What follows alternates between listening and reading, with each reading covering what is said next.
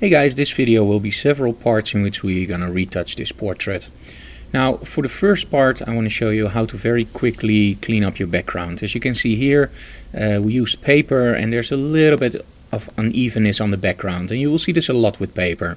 Now of course you can change your paper every time, but it's better just to clean it up. So, and I showed this trick a few times before, but in case you missed it I will show it very quickly again. What you do is you duplicate your background and you take the, I always call it the Harry Potter stick, and you very roughly select the background, just only the background, and make sure that you don't select anything from your model, so only the background should be selected, but it can be a very rough selection. There we go. Now what I normally do is I will very quickly go into quick mask and see that I really got everything, and if you missed something you can of course very quickly correct this. As you can see here, nothing of the model is really selected, and that's very important. Okay, let's change this. There we go. Now what I do is, because you selected the background, you have to inverse this selection. So select inverse, you do edit, first feather the selection, modify feather, and you use something like 4 or 5 pixels. Okay, now you cut. And actually the model will now be gone. So if I deselect this background layer, you will see that now the model is actually gone. So I only have the background. Now to make it nice and even, you go into filter, you go into blur, and you choose Gaussian. There we go. Play a little bit with the setting, but often it can be a little bit lower.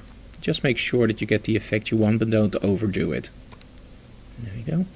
Now sometimes there will be a little bit of bending in your picture and it will look really weird. Now with this background it's okay, but if you zoom in you will probably see some of the problems.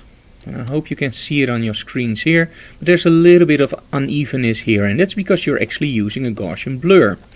The problem with Gaussian blur is that it actually makes a little bit of a mess of nice surrounding colors, so it isn't smooth. To make it smooth again, what you can do, and it's very simple, you just add a little bit of noise. So you go into filter, add noise, and you have to make sure that you choose Gaussian.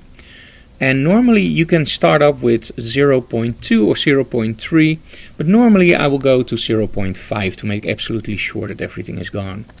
Now when you press OK, you will see that all the unevenness here is gone. Now probably online you will still see some of the unevenness because you're actually looking at a compressed file.